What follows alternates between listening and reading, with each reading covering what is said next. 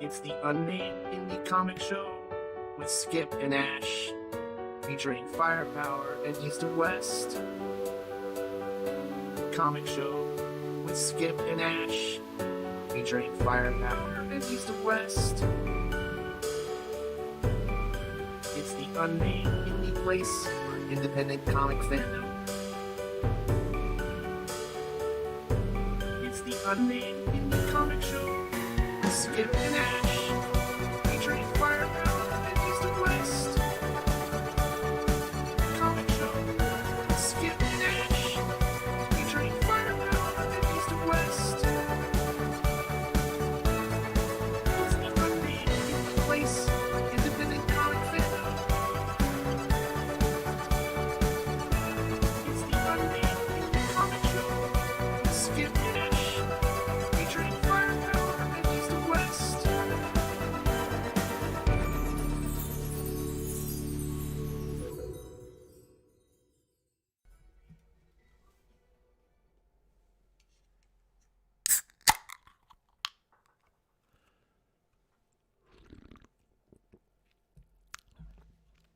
Three, two, one. What is going on, everyone? It is another episode of the still unnamed indie comic show. This is episode 16 with your host Skip, and I am your lovable co-host Ash. We're here talking about And all of that goodness and discovery and excitement to the stream tonight. How are you tonight? Oh, I'm doing okay. Doing all right. It's been a busy week for me. I haven't got to do as much reading as I wanted to, so I'm really looking forward to diving into some books. But the book that we're going to talk about tonight, the premiere book, is Geiger, and I'm very excited because this book has only been getting better for me, and I love when you're reading a book that is getting better. You know, like it's not getting worse. It's not even plateauing. It's like, wow, hopefully the next book's even better than this. So yeah, very much excited. Speaking of, what kind of indie books have you? Let me see if I bring those up. Oh, the indie books that I've been interested in lately. Yeah, you were mentioning that you got a bunch of indie books, so just struggling here in the background while my computer chokes on trying to share the screen. No worries. Of course, I've been enjoying Blade Runner Origins, which I thought it had wrapped up. I thought it was going to be a 5-issue mini, and then it ended up. I thought it was going to be a 5-issue mini, but then at the end of the 5th one, it did like a to be continued, and I was like, oh, okay, there's going to be more issues. And then I go to the shop today. That was last week. I go to the shop today, and there's a trade out, which I saw on the back of last week's issue, number 5. There'd be a trade, and when I go to pick up the trade, I'm like, oh, they collected all 5 real quick, and then it says 1 through 4. So I guess it, like, that story arc had already ended on issue number 4, and then really issue number 5 is the first issue in the next one. Outside of that, the book has been really, really solid, and I've continued to enjoy it. Of course, it's titled Blade Runner Origins, so this is the story of how we get the very first Blade Runner who hunts down skin jobs. So that's been pretty cool. I also got the Free Comic Book Day book with it was split between Blade Runner 2029, which I know you were reading, and then Blade Runner Origins, which I've been reading. So I'm getting both actually, Blade Runner 2029 and Origins. Okay. The 2019 series just sort of earned my fandom. I was like, all right, I'm gonna keep going on these. You know, you won me over, but I kind of put them on hiatus. Like I kind of. I don't want to say I dropped off, not because I was disinterested. It was just so many other books in my backlog. So I kind of fell behind. So I need to, I was like you, I was like, oh, this is a 5-issue mini. I'll just wait till it's out and I'll just binge through it and get them all. So I really need to do that and catch up, because I know every time I talk to you, you keep mentioning how you're enjoying Origins. And so I'm like, oh, I got to read more of that. Cause I think I've only read maybe I know I read the first issue. I think I read the second issue, and that's, I think, where I stopped. Okay. I got you. Yeah, I just the art is the art is good. It's like it's really good, in my opinion. Like better. I personally think that it's better than the art that was in 2019, and the coloring is fantastic, and the writing has been like really good, really solid. Yeah, it's just been a pretty enjoyable story. There have been some little kinks here and there. I would say just things that aren't so clean always about how they transition. But overall, like I like where it's going, and it really does have that like futuristic noir feel to it, so it's easy to get into. Speaking of noir, another book that I've really been into lately has been The Good Asian. Gosh, I don't. Maybe you can find it. I don't even want to try to like say the dude's name, but it's one of those names that is just like not easy for the English tongue to execute. But I appreciate his writing so much, and we have discussions in your Discord and through voice and also through chat about giving series more than one issue. And I always talk about how like I'll drop a book like a bad habit because there's so many other ones out there to be to be found. Like I'd rather just I want to enjoy every book. I don't want to hit like these lulls and be like, I just have to put up with this, because that's kind of what I went through a little bit with the Silver Coin. But happy to say that issue number 1, it was good, but it was rough, and there was just a lot of wrinkles in it. But from issue 2 on, it's been like smooth sailing, and the book has only gotten better with every single issue. So I've really been enjoying The Good Asian. I didn't entirely know what to expect, but just reading the synopsis on the book, I was like, okay, if you stick to this, then I'll be good, because it was a little bit of a red flag. Anytime something has like a race in the name, it doesn't mean that it's gonna be a particular way, but it could be. So I was like, is that what we're gonna be focusing on? But I really love the history of it, and it's used really well within the story. And me spending a lot of time like in San Francisco as I had, and just Chinatown down there, and the Asian population and everything, and also just knowing the history. And they put a lot of like historical facts and different things that have happened within there, like the big old fire that had happened and burned down like a third or like 2/3 of San Francisco, whatever. Like all that stuff is very relevant within the story. So it's been a nice little noir caper. So that's been really cool. So I didn't know that. That's where it takes place, is in Chinatown? In San Francisco? Yeah, throughout San Francisco, but primarily focuses on Chinatown. Yeah. What's the time period? I want to say this is the 30s.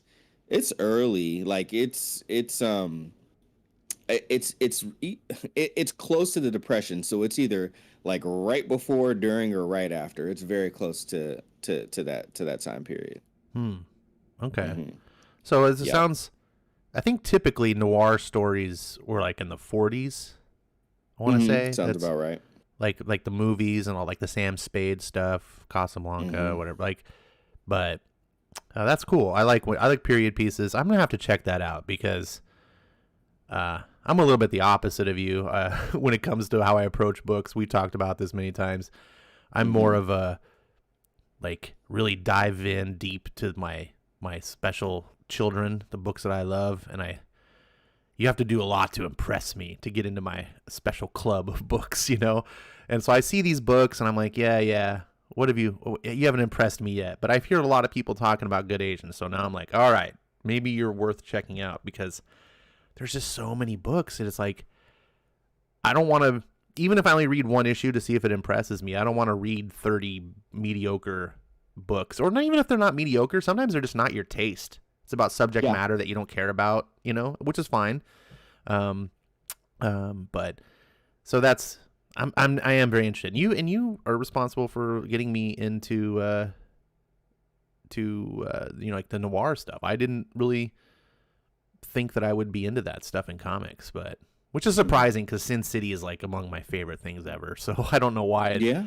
In retrospect, I'm like, that's dumbass. You should probably But what else? It I makes didn't mean to sense interrupt too you. that like, oh no, you're all good. But no, it makes sense. I think the whole Sin City thing. I think also because it's one of your favorite creators, Frank Miller, that I think there's probably also a little bit of like, well, he did that really good, and how many other people are going to do what he just did as good as him? He's freaking Frank Miller, so there might be a little bit of that in there. But in either case, yeah, The Good Asian has been really good.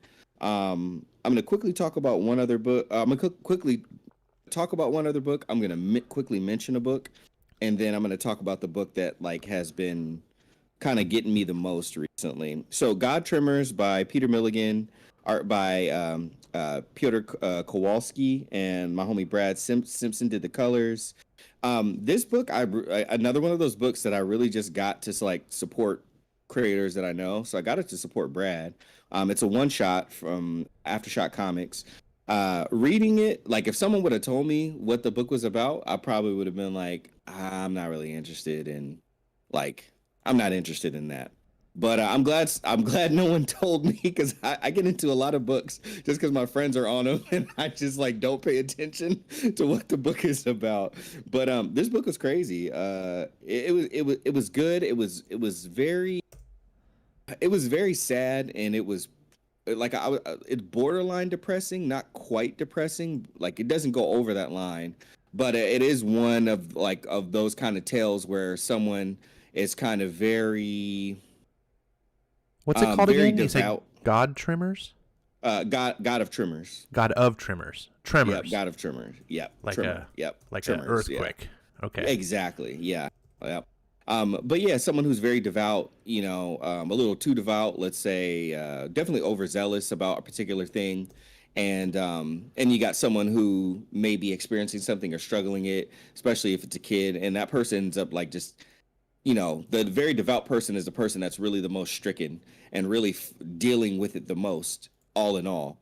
And then, of course, in a way to kind of divert attention away from them, they put all of that they put all of that conviction that they have on someone else. So and I mean it's a tale of that, and in the midst of that, an unlikely,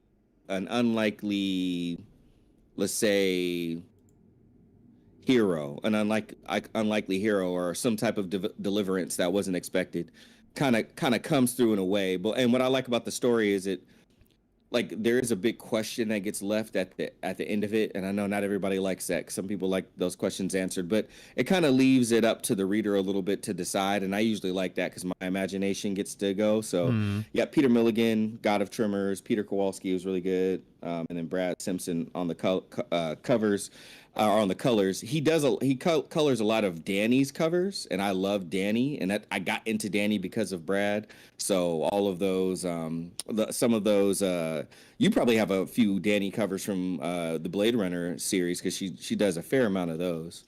But Danny was she's gonna be the artist on a book coming up, DC book with Dan Waters, because they often collaborate. She did a really good story in Superman Red and Blue, issue number 1, with Dan Waters, and that was really good. So anyway, that one, Ice Cream Man number 25 came out. I'm not even gonna mention how excited I was about that. I just gotta tell y'all, it's tasty, it's delicious. It's Ice Cream Man. Like it was oversized. We get a little extra story at the end, but again, it was another solid issue where it just cements. Like, this book is so damn consistent, and like it gets its point across every time, and it is a point that it gets off like and gets across very uniquely. So even if there's other books that kind of want to tell a tale like that, and I've kind of read some, none of them do it like Ice Cream Man. It's the only place to get this flavor, I guess. And I need to check this book out. This has just been one of these ones that's been on the back of my radar forever. Been hearing about it, and I'm just like, it's a comic book. It's called Ice Cream Man. We were doing for the show. I have to say, I was impressed with the writing of W. Maxwell Prince. Yeah. So, is this something? Is this a kind of book that you can jump in on, or is it a kind of book that you want to start from the beginning? And You can jump in on any issue, like, that's what I mean. This is not something that's unique to this book, but you can jump in on any issue, and it's just that if you've read other ones before, it just enriches the experience even more. Because same thing with this one, it went back to my favorite issue of Ice Cream Man and like referenced, in a major way, not even like in a small way, not even like little tiny Easter egg. Like it referenced it in a major way, like pages of references for my favorite issue. So it's like it, but at the same time, I like thinking about it now. If you had never read number 2, there was already a through line that was happening in the story to where it perfectly just grafts it in. And it's just like it works either way. It's very masterful how W. Maxwell Prince does this. And I didn't even think, like, I was so caught up in like, yeah, this is my favorite issue, they're referencing it, and they reference it perfectly. It makes perfect sense. But like now I stopped to think, if I never read it, it would still work just the same. well, good to know. I am going to have to find a way to jump on board this, because you're very excited about it, and if I like it even half as much as you do, then it should be a good ride. Indeed. And then finally, Rain Like Hammers. I'm not even done with it yet. I was supposed to be done with it last night. I'm on issue number 4, but I don't even, this book, I feel like everything else I can like just describe, get it across. People kind of get what I'm saying. But I don't even know how to describe this book, this Rain Like Hammers. I had heard a few people talk about it. I didn't hear a lot of people talking about it. And then semi-recently, within the last few weeks, I heard like Perch randomly like mention it. But he didn't even really talk about it. And I just I grabbed it and I started reading it. And I just every issue is just this strange delicacy, this odd like morsel of this universe and this world that these different individuals live in, and it's foreign and it's alien, but there's so much about it that just feels like our life every day. And within it, like everything, it's got everything in there. It's got, it's got love, it's got heartbreak, it's got death, it's got rebirth, it's got youth, it's got, elder age, it's got sex, it's got chastity, it's like it has like a little bit of like everything. It's got happiness, it's got sad, like it's just a little slice of everything in this very colorful and very like soft lined world that kind of feels a little bit like if you took a spaceship and like merged it with a body pillow. Like that's kind of what like what the world and like the futuristic space environment that it's in feels like. And then like the people inside of it kind of feel like a perfect mixture of like organic fleshly beings and Muppets.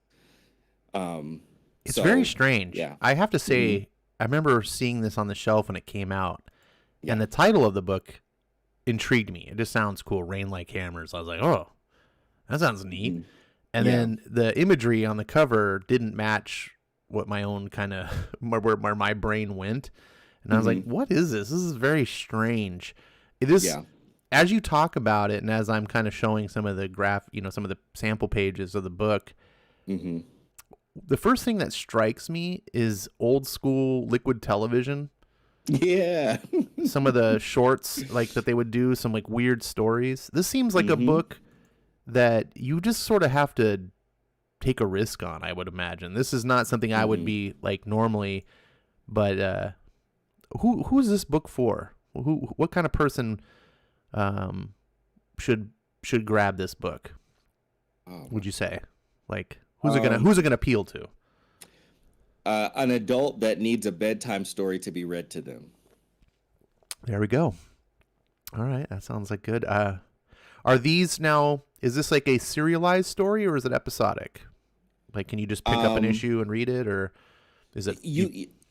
Same thing with this one. You can. It's not as strong in that aspect as Ice Cream Man. Like with Ice Cream Man, I feel like that's like a very conscious thing that they do. In this book, I think it's a little bit of an afterthought.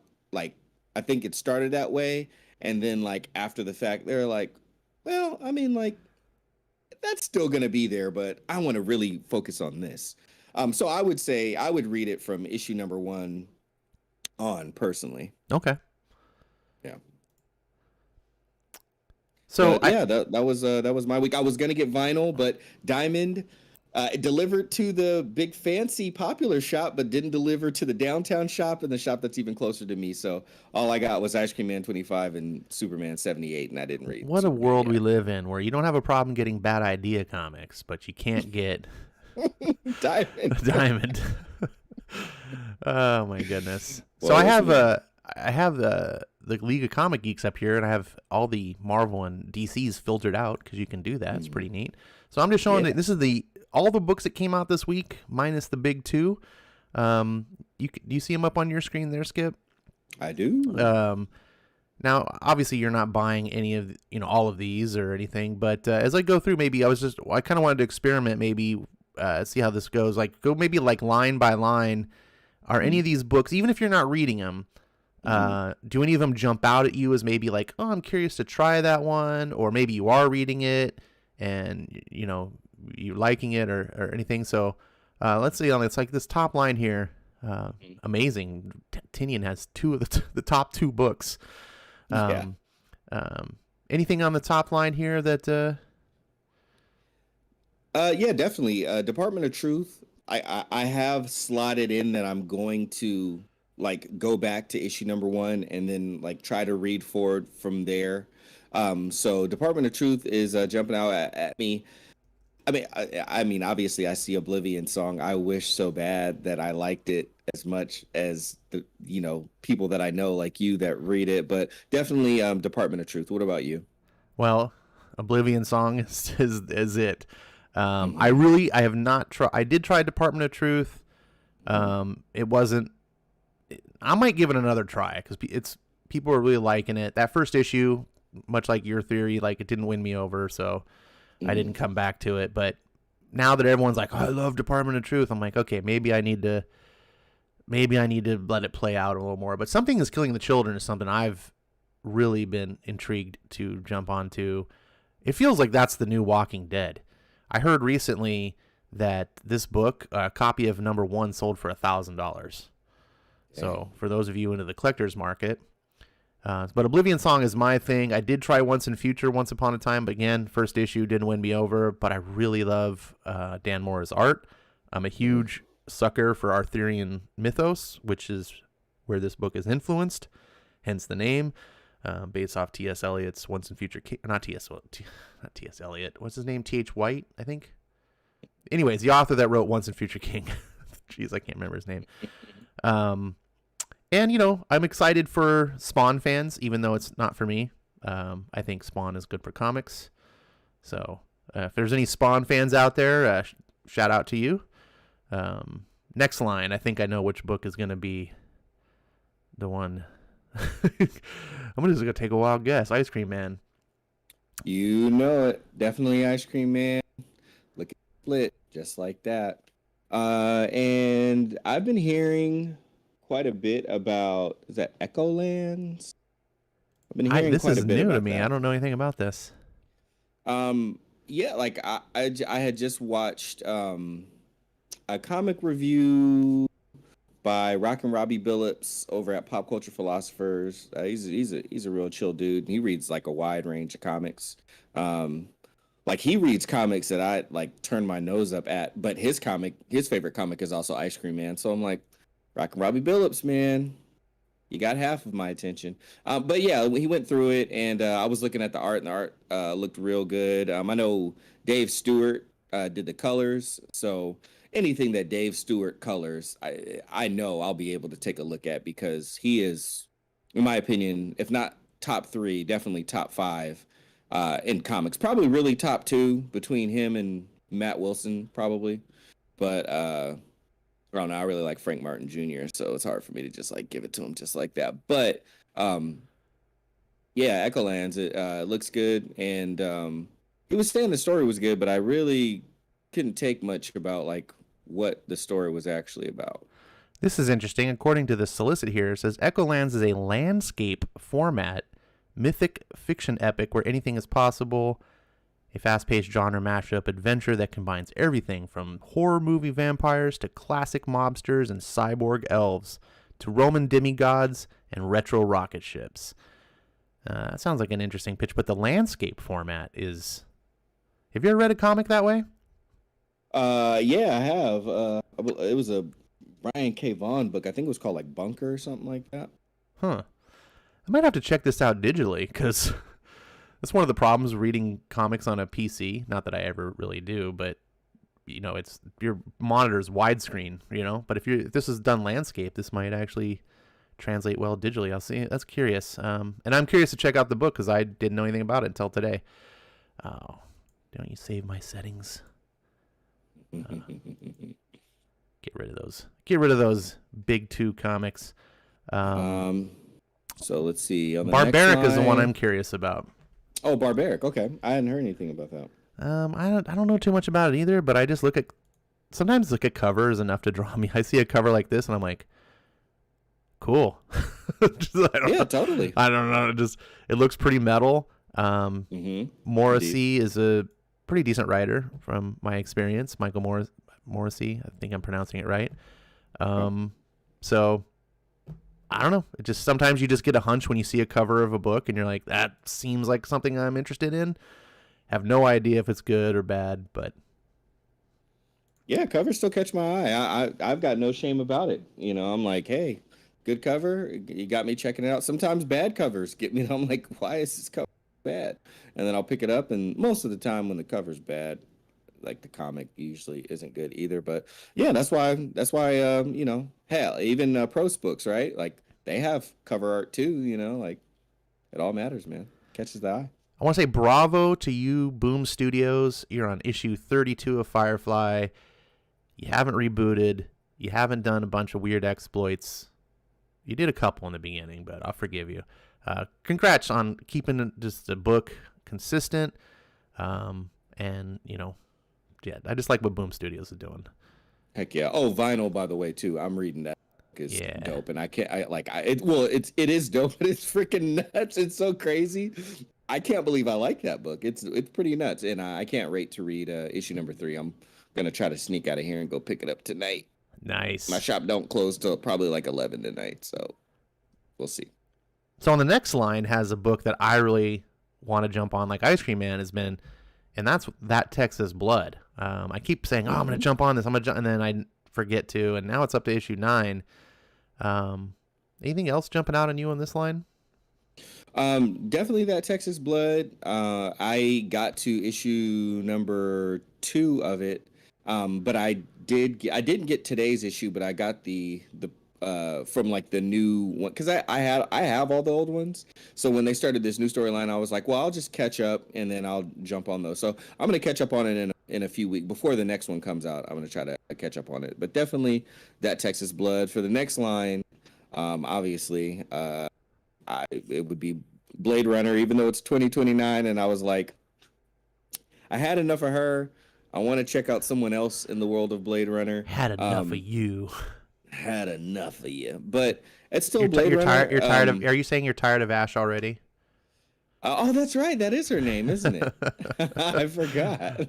Yeah, I'm tired of that Ash.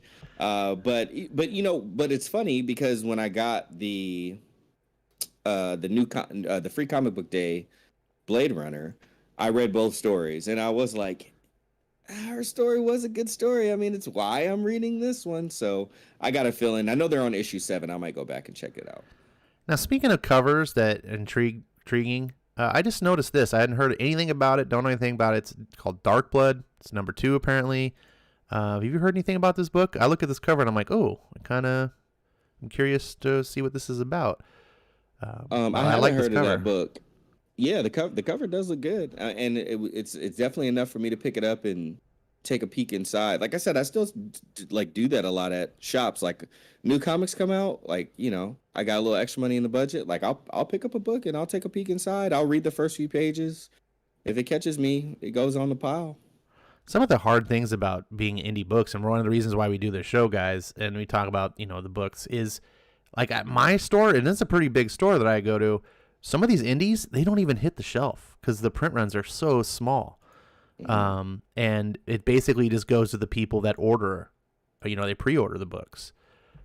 Or, you know, maybe it does hit the shelf, but they only order a couple copies. And if you don't show up like Wednesday morning, it's not there. And so you don't see it. The next thing you know, you're like, what's this book about stray dogs that I didn't hear about? And now I can't get a copy because it's $100. It's like, yeah. Speaking of like stuff hitting the shelves and sometimes books not hitting the shelves, I see Joe Corallo is in the chat. Shout out to Joe. I was at the shop today and I saw a cover of Beckstar that I hadn't seen, and I was like, what's this cover of Beckstar? And I pick it up, and it was actually a second printing. So shout out to Joe for Beckstar going to second printing. Very nice. Congratulations, Joe, again on his book. It is a thing for sure to get published. And I'm buying Beckstar. I don't know if anyone else out there is. You guys should give it a chance. It's a cool book. I will say 100%. It does not feel what it looks like. Maybe that's just my own projecting on the book, but when I look at it on the surface, my brain goes, oh, I expect it to be this thing, and it's not. So I think that's a good thing. I'm enjoying the story. I'm getting the books. The only thing that stinks for me is I'm so used to reading everything digital. Like with Joe's book, I have to read them physically and take them out. I feel like such first world problems. I gotta take it out of the darn bag. You know, and then I'm anal, so I gotta like wash my hands, and you know, because I treat the book all nice. But I'm just so used to this, like hit the button on my iPad and lay down in bed and read, and I can't do it because I don't have digital copies of it. But that's all good. You guys check it out. Give indie comics a chance. Anything else? We'll kind of just blast here through the lower quadrant. Yeah, I am going to point out to something else. You promised me darkness. I'm going to break a rule real quick. I had seen that comic around. I got issue number 1. And I really wanted this. I really wanted to like this book. And like I open it up. It's like a noir story, really dark, kind of supernatural. Well, very supernatural. It's printed in black and white on like that like old kind of newspapery, you know, type of paper. It reminded me of like some of the old Bendis books, like Torso and Fire and Goldfish and all that, where like he did the art. And I was reading through it, and this writer did this same thing like multiple times on like this character, and it was like this type of speak that it was trying to get. Oh, the character kept saying "yikes." And it's like an ancient old like like demonic, and I get that, you know, to try to blend into today, if it takes the form of like a modern, you know, young lady, that vernacular will be in there a little bit. I get it. But like they used yikes in multiple different boxes, like at least over 15 times. And I think about halfway through the book, maybe a little past halfway, where I was like, okay, this is annoying, and it's one thing to do it, but when it starts taking me out of the book, yeah, I'm like, now I can't even enjoy your art because what you're doing is taking me out of it. So I said, if they do this one more, and there was like a few terms that they did this with, Ash, I'm telling you, like there was like a few, but I was like, if they do yikes one more time, like if they don't do yikes for the rest of the book, I'm gonna read the book to the end because I bought it, I paid for it. But if they do yikes one more time, I'm closing the book and I'm gonna go to the next book in the pile. And sure enough, they got through one page and there was no yikes, and I'm like, okay, this bodes well. I got to the next one. Yikes was like in the second damn like narration box. I gently closed the book, put it to the side, and I didn't even put it back in the bag. Like I don't even care of the condition of the book. Like I'm keeping that bag for another comic. Oh wow, wow, yeah. That's so. You know, I'm imagining as you're talking about this, a couple things were going through my head. First was like the old Honeymooners, one more time, Alice, to the moon. Yeah, exactly. And That's how I felt. then the other thing I was imagining was, like the signs that like workplaces put up, and it's like this many days without an accident. It's like this many days or this many panels without saying yikes. Oh man, that's too funny. Let's see. Usagi Yojimbo, of course, is a perennial favorite. I cannot not promote that book. This particular series, The Dragon Below Conspiracy, there's 2 Usagi Yojimbo books that are coming out, folks, for those of you that may not be aware. There's the reprint book, and then there's the new book.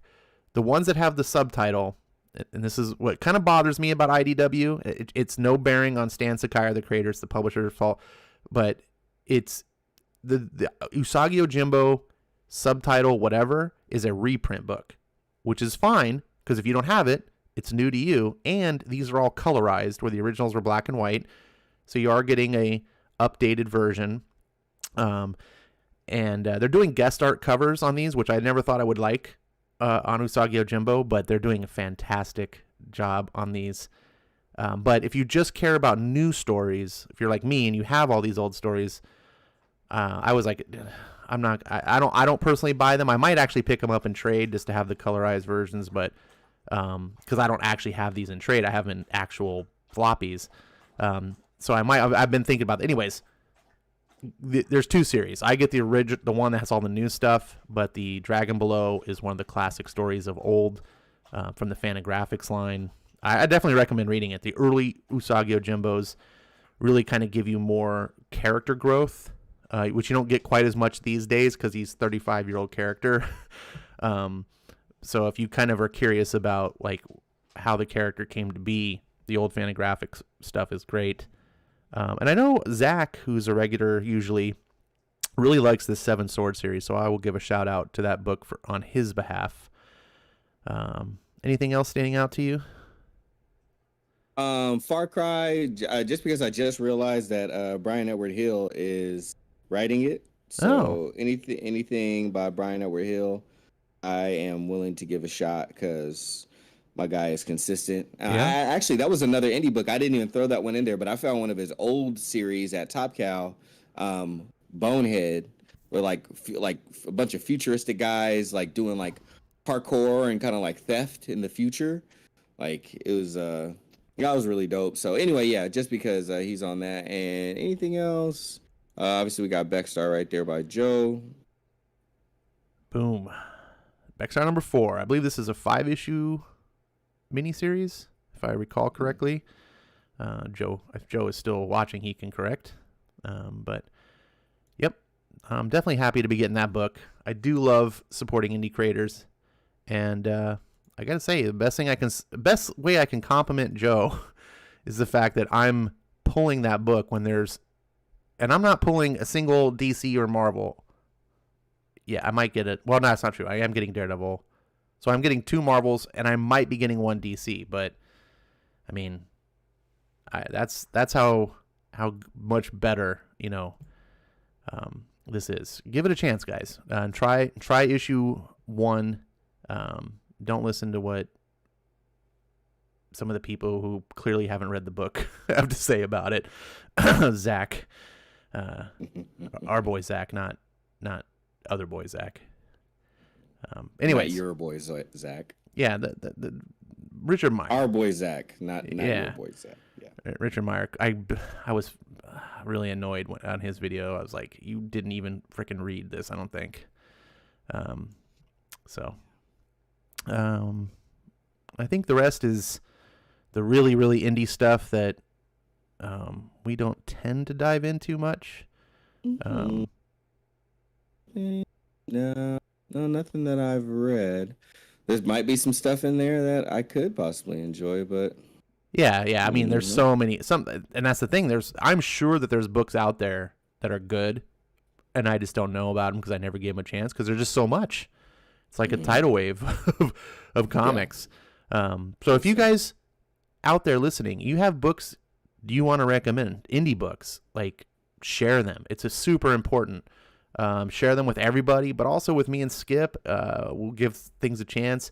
promoting these books, getting them out there, getting other people to try them. That's, I think, one of the biggest things about indie selling, the biggest hurdles that it has, because they don't have Batman and Spider-Man licenses to sell them, you know?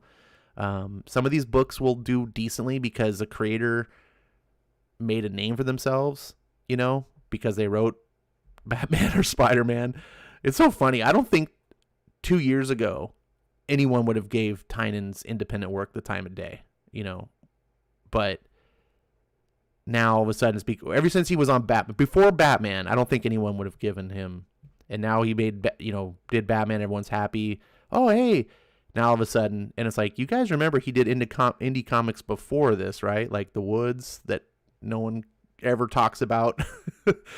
But anyways, any final thoughts before we get on to our books? I mean, I've just been enjoying indie comics very much.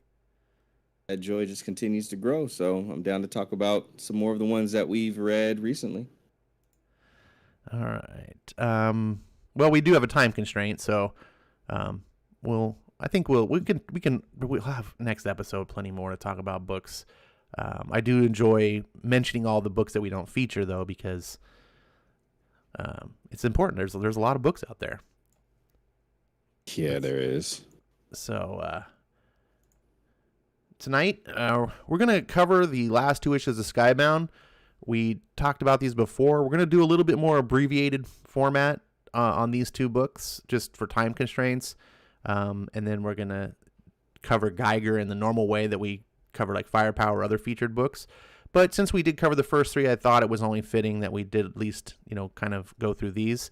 So Skip, if you just want to maybe quickly, you know, just talk, hit the stories, and we'll give our thoughts or whatever, and just kind of go through, let the audience, anyone in chat wants to have their comments, make those heard as well. And we'll get going. Absolutely.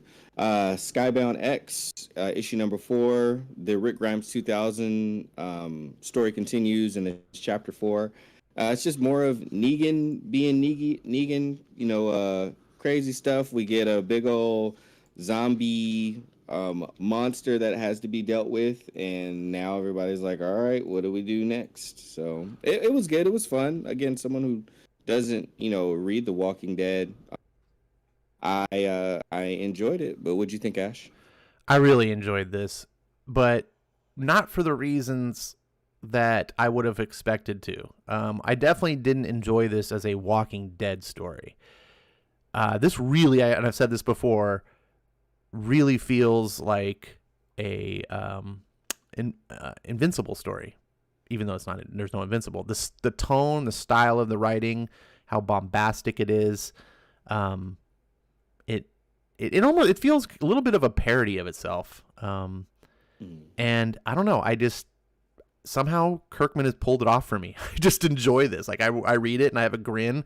I know it's super silly and outlandish, but it kind of knows that. So it just, if you are on board with what it's trying to do, if you're on the same page, I think you'll have fun with it. It just, that's what it's trying to do. It's just have fun.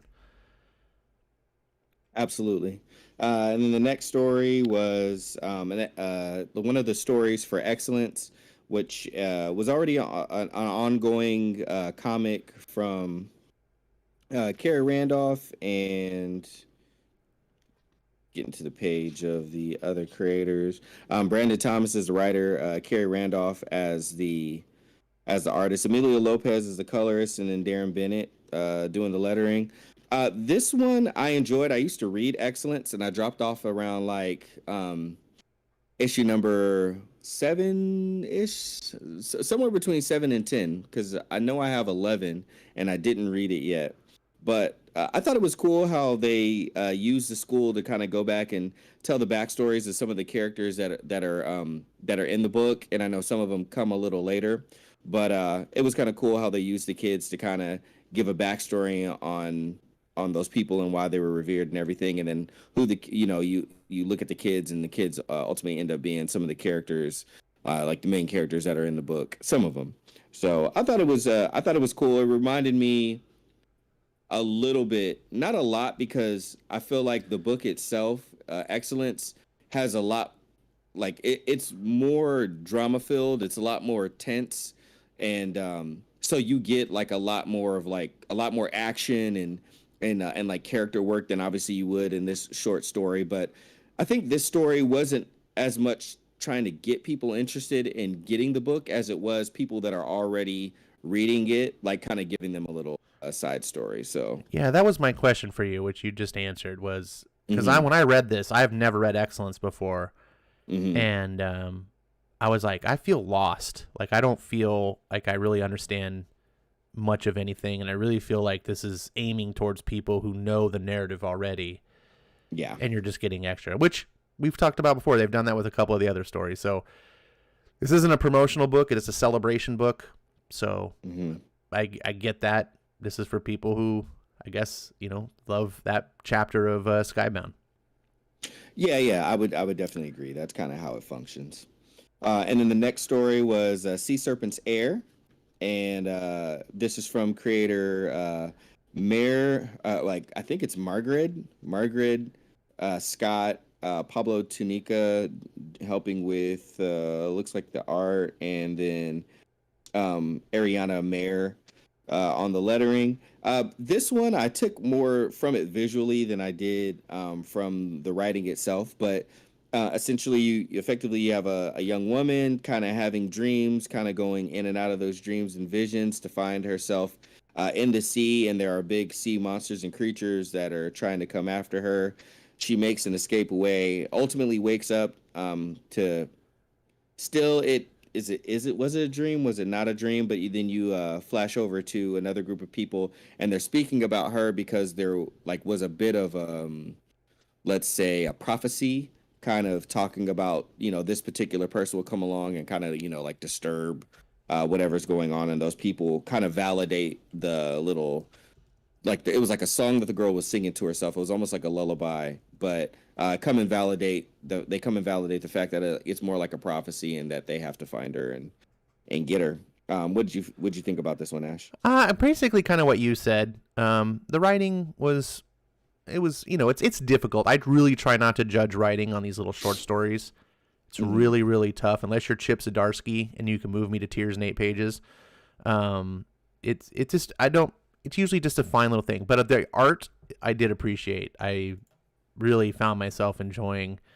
It's not normally my cup of tea to read about little girls in their nightgowns in a dream state, but art is art, and I just there's an aesthetic to it that was really cool. I know, like, how silly as it sounds, but like just this panel of the town and the house, I really like this storybook style. So I'm curious to see how this book develops. Indeed, and then we go over to a short story from Redneck. Redneck, one of the indie stories by Donnie Cates. Lysandro Atherin is the artist on it. Kunif, excuse me, is working on the colors, it seems, and then Joe Sabino doing the lettering. This one was interesting. It's one of the characters, I forget his name, but he has the ability to, like, when he touches stuff, he can kind of like go back to that time. And he's talking about how some of his memory is missing, and then he touches like this magazine strip, and it takes him back to like Hollywood. I believe this was the 80s. Yeah, Hollywood in the 80s, and he was like a junkie vampire. So he was like a vampire, but like did drugs and stuff. And some of the people that he ended up partying with and doing drugs with very much resembled some musicians from that time, particularly Yep. Guns N' Roses and Slash and stuff. So he's touching all that, kind of almost waxing poetic a little bit, or at least reminiscing. And then when he pulls his hand off, like, he realizes that he may have been responsible for like like getting some of those people at that time like hooked on smack. So and then like the kid is like, oh, like, so what happened in the 80s? And he's like, oh, nothing. So you know what I read this book, Redneck, and I read the first trade, was not impressed. But I did like this short story more than I liked what I read within the book. So Yeah, this was a What'd you fun think? little short story. This is kind of what short stories I kind of expect in books, because you don't have room to tell a big sprawling tale. So he uses the short format really effectively. It's interesting. Yeah, you did talk about it. He goes back to the 80s on this lower right-hand panel where he sees the movie theater, the two movies that are playing here, Lost Boys and Near Dark, which were two of my big movies back in the 80s. I was more of a Near Dark person than a Lost Boys, but I did like both of them. And I thought that was very fitting because I feel like Redneck, this book, is heavily inspired. Like it's trying to be those things, just, you know, being like a third entry in the mix of like that 80s style vampire. At least the story is. It's Right. Donny Cates trying to do Lost Boys type thing, and it has that same sort of style. The Guns N' Roses, growing up being a Guns N' Roses fan. At first I was like, what is this? But as I took a breath and kind of went over it again, I was like, no, I like this better. It's a fun little thing, and I just kind of like how it ended. And he's just remembering, you know, like, what? Because he's telling a story, like, what happened? And you could just see his face, like, shit. And then he's like, nothing. And I was like, that's a neat little tale. So yeah, it's not gonna knock your socks off, but it was fun. Absolutely. Definitely was a good little time. Good little romp. So then we go over to Skybound X number 5, the final issue of the celebration of 10 years, at this point, I guess like 11 years of Skybound imprint by Robert Kirkman and Family and Co. Rick Grimes 2000, chapter 5. So after a little bit of lightsaber fighting between Lucille and a random lightsaber that Rick formed, they are dealing with that big old like zombie like creation, this zombie megazord that has formed. So anyway, they need to get Lucille away from Negan, really have some victory. So they're able to do that.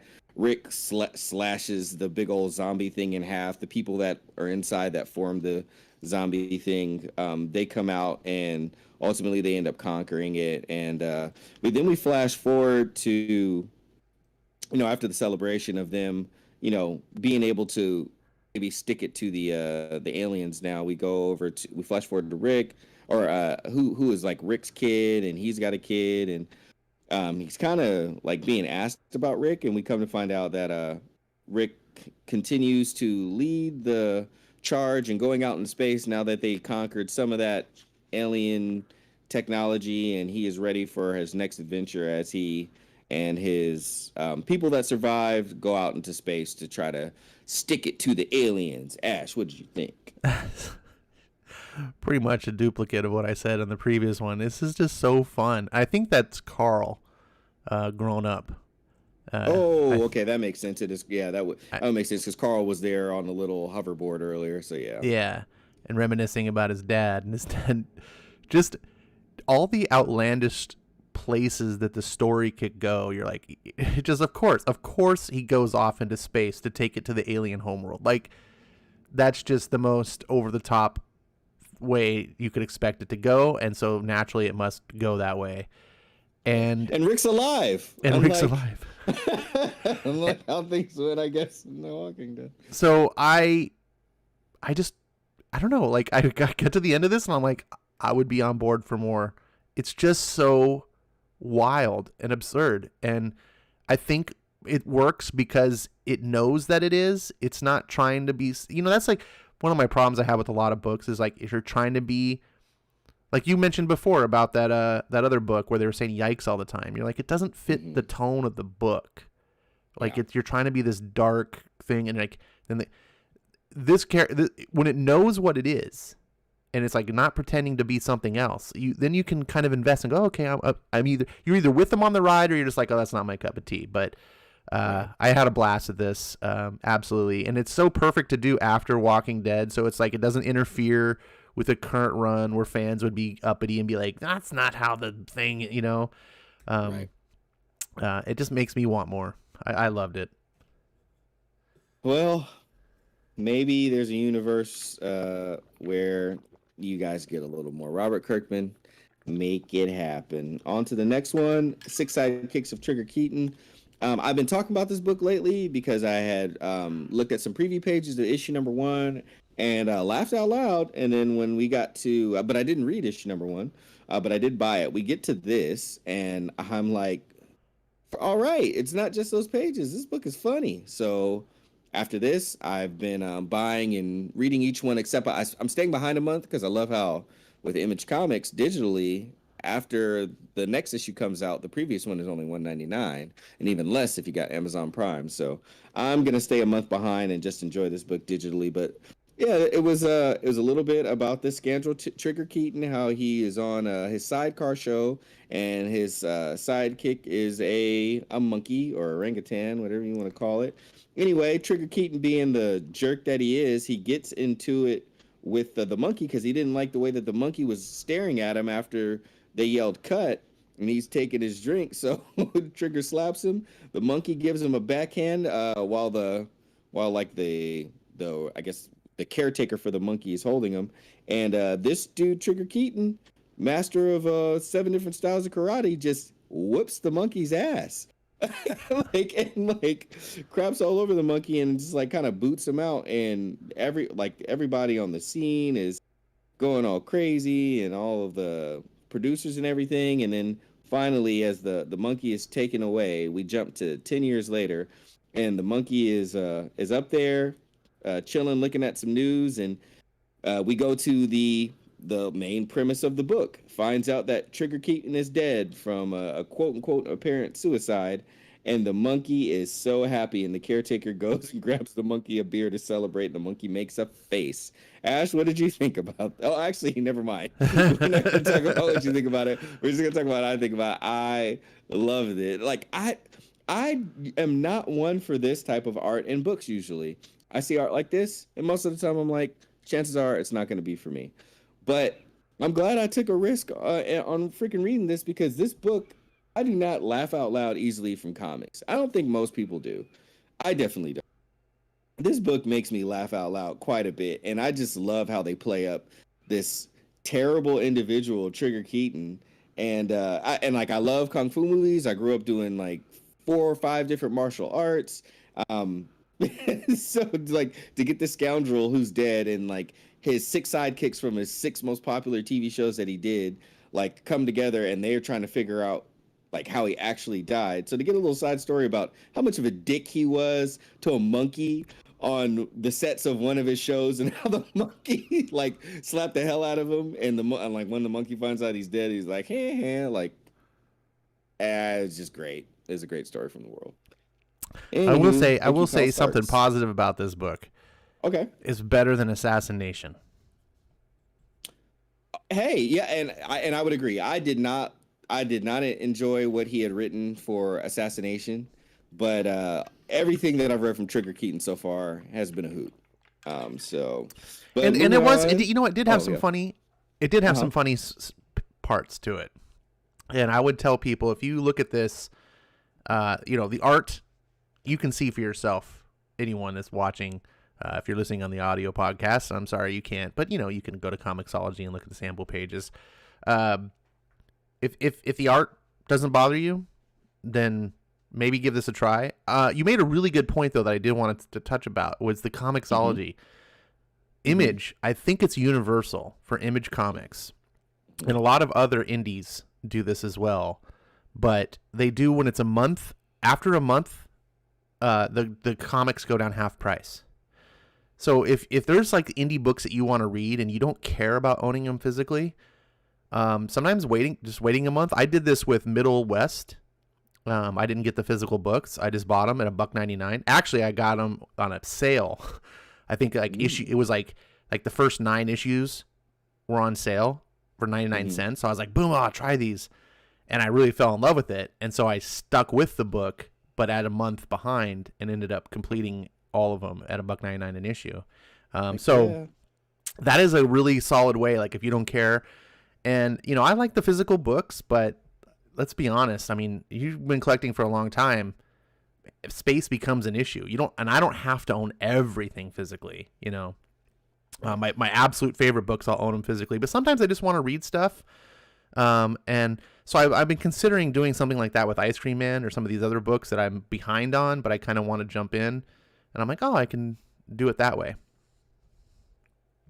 Makes sense. All right. All right. On to the next one. We got Code Combat Orb Defensive Engines. Got a bunch of people out in what seems to be like a trek and kind of some desolate land, and they're not too far away from their destination. Seems like there is a little bit of tension between some of the people of the crew, and they begin to start to engage in battle. It looks like the source of their suits, the mech that they have on, as well as their abilities for the mech, are these orbs. And after they kind of butt their own heads a little bit, seems like they get ambushed by some of the opposition. And it's cool because they kind of all just they are forced to come back together for survival. And you get to see all of the abilities of their different orbs and their different suits and what they're capable of, all except for one. And at the very last, it is like the older one of the general ladies, and she kind of ignites her orb as she talks about how there's stories from other stuff, but those stories are for another time, and I'm to hold down the fort right now. Ash, what did you think about this one? I just have to say, go, go, combat orb defense engines. Pretty much. It's, look, this book is, I don't think, is trying to hide what it is. I think it's very proud to be it's not, I wouldn't say it's a Power Rangers clone. There's some influences there, but there's also influences to some older like 80s toy lines. If you can remember some of those. This book definitely seems, if this were out in the 80s, I would absolutely be expecting a toy line. And there may be. I would be expecting a simultaneous like cartoon series that sell the toys. And there's nothing necessarily wrong with that. I enjoyed this. Again, it's a small little story. It just kind of teases you, mostly this last page, about a villain called the Upgraded One. And apparently he's probably the big baddie of this universe. It's a world. I don't know if it's Earth. At the very least, it's an Earth-like world, but it's fallen to society, or the society has fallen due to like some sort of techno-apocalypse. I guess technology's gotten out of control, and there's these different factions, but there's this unifying problem. I'm guessing it's the Upgraded One, that these people are all from different factions, and they've come together to put their differences aside to go on this super important mission. And that's why they're kind of warring with each other, because they're naturally enemies. And of course, that's going to potentially could make for good conflict in a story where they have to come together and get past their differences. It's Kirkman writing, so I'm going to absolutely be buying this book. I was most excited to read this story. It's not the best story of the books. I think that winner goes to Chip Zdarsky. But we'll talk about that, I guess, maybe at the end. But this was fun. Kirkman needs a bigger canvas. I don't think I've ever read any short material by Kirkman, other than that's not true. I really like The Walking Dead, Rick Grimes 2000, but I think that only works because of Walking Dead, and I've read Invincible. I don't think that would work in a vacuum. That's fair. This story, I enjoy short stories. I enjoy any stories that are good. But this one, I don't feel like it did a good job. I think it did a good job of like showing off what the abilities were, and I think that was kind of the point. But it didn't give me enough story. And for something that's getting ready to come out, I think it should have focused a little bit more on that. I didn't feel like it was bad, but I think they did a bad job of trying to interest me, if that's what they were looking to do. So, hopefully it ends up being better when it finally gets published, when it gets rolling. And then finally, Gasolina, 10 años más.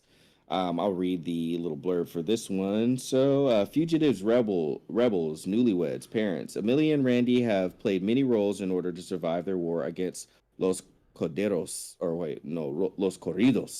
cartel and the ancient monsters unleashed against humanity, a war that they are still fighting many years later.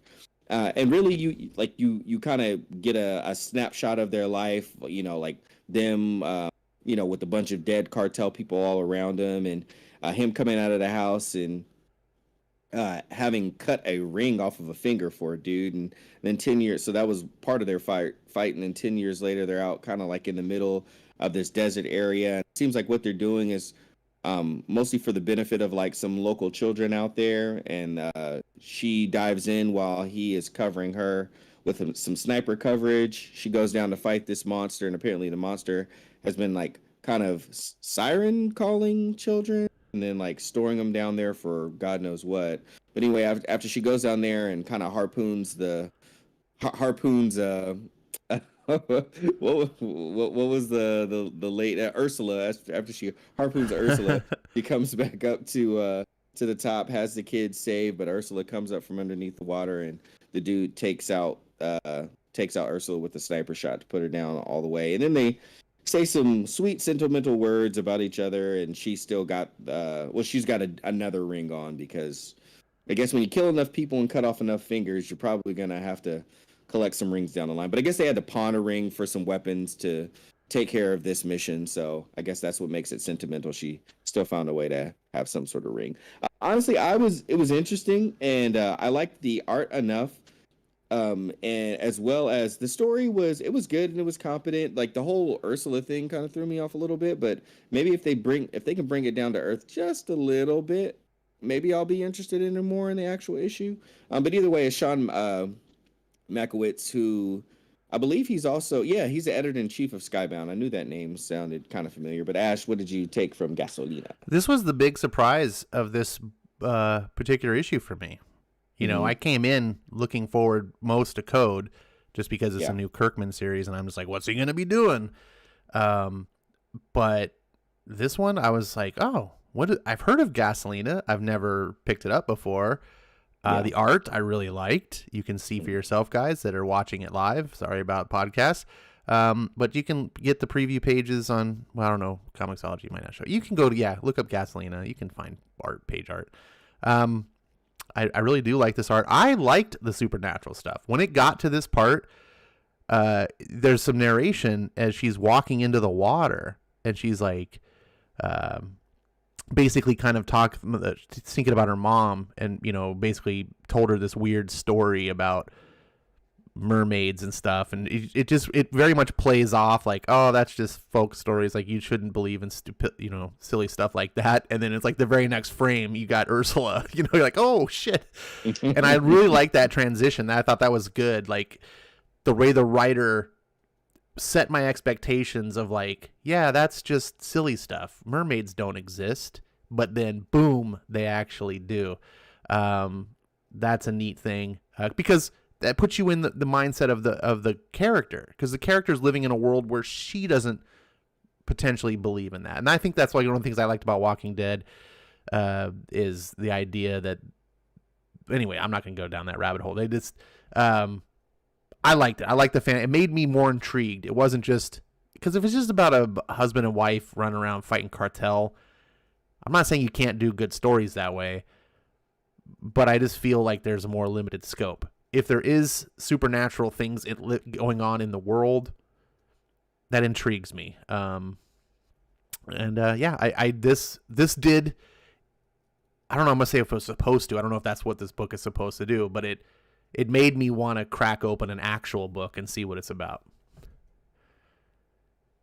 Yeah, absolutely. I mean, same. It had that effect on me, and even though I was like, oh, maybe if they bring the Ursula level stuff down a little bit, maybe they don't have to. Maybe I just need a full issue to kind of, fully catch the vibe of it. It's just the Ursula thing. It didn't take me out, but it did kind of like, I went back a little bit. I was like, yeah, okay. But overall, still like the art, the storytelling, the dialogue, all of it was on point and definitely have me curious. So at some point in time, I'll probably pick up a copy of Gasolina and, really find out for sure if it's for me or not.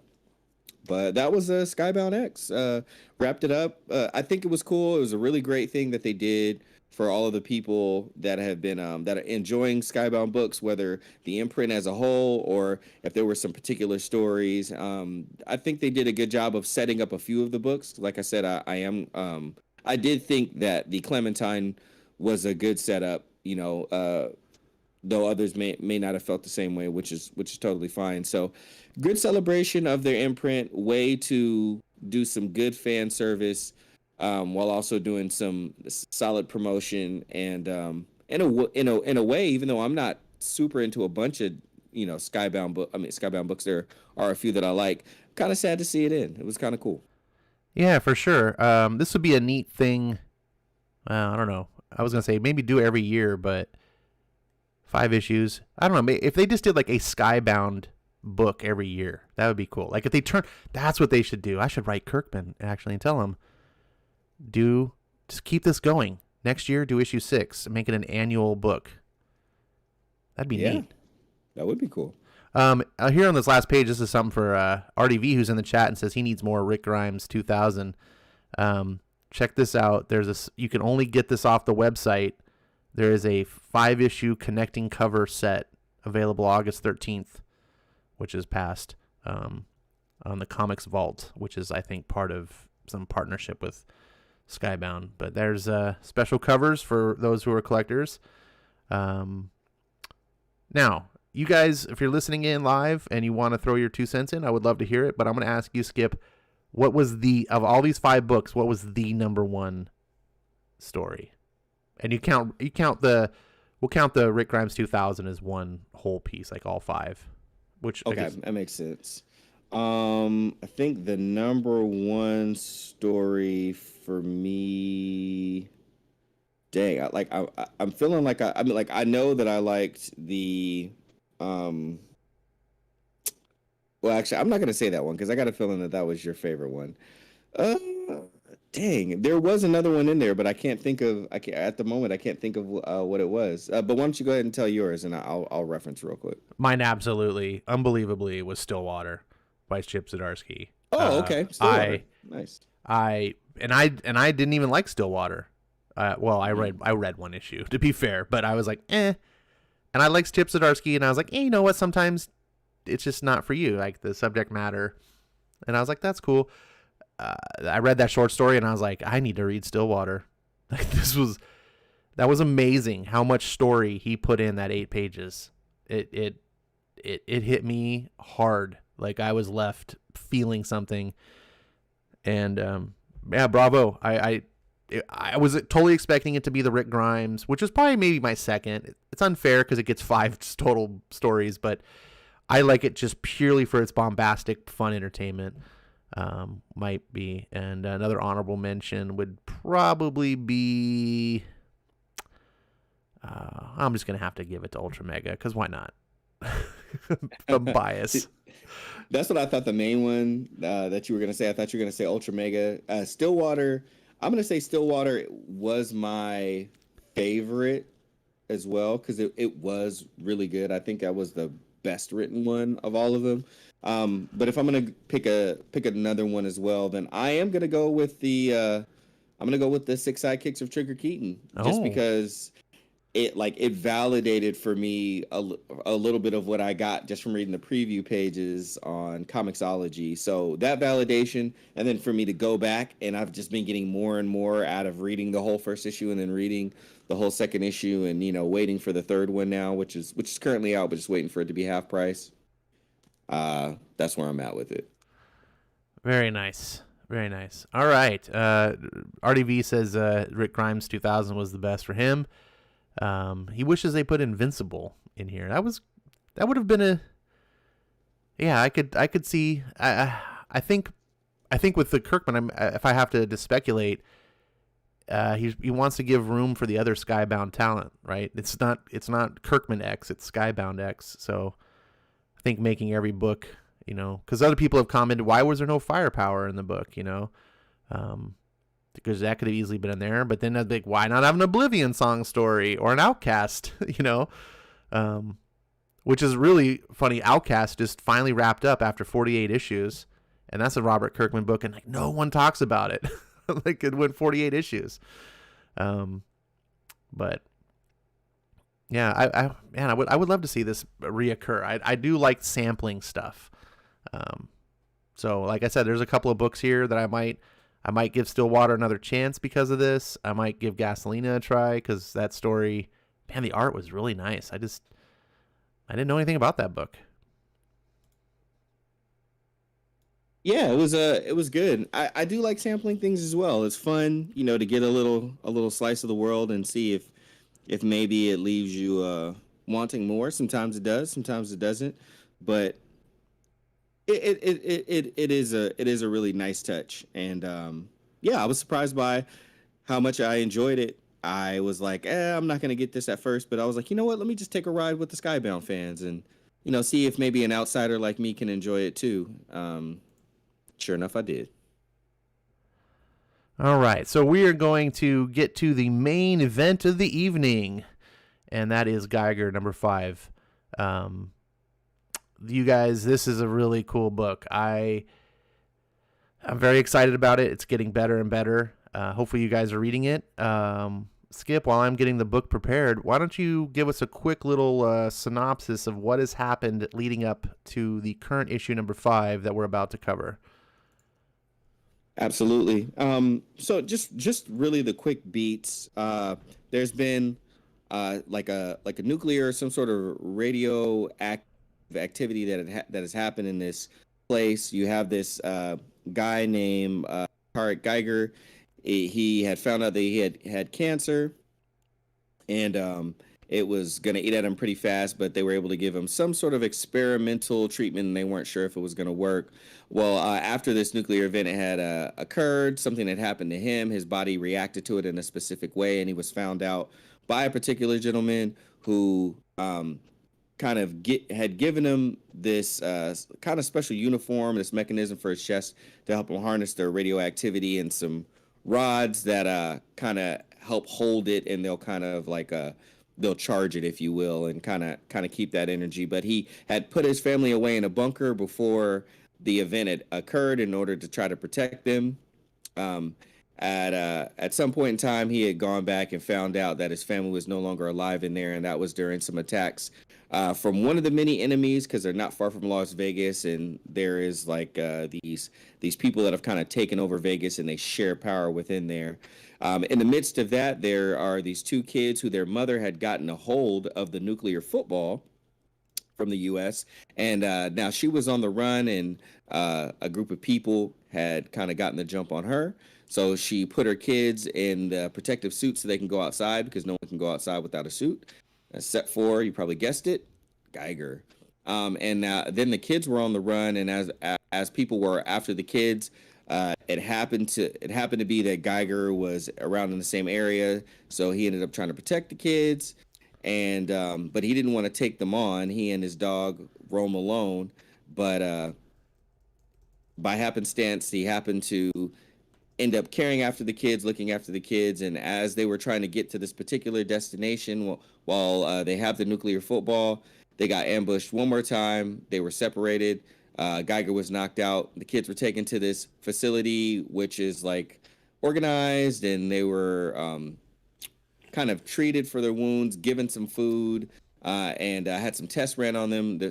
Geiger had some tests run on him, and we find out, unfortunately, that the little boy has cancer, so he is sick, and the girl is fine. And in that place, like, if people they're sick past a certain point, the people are like, we can't take care of them, and we can't divert resources to them.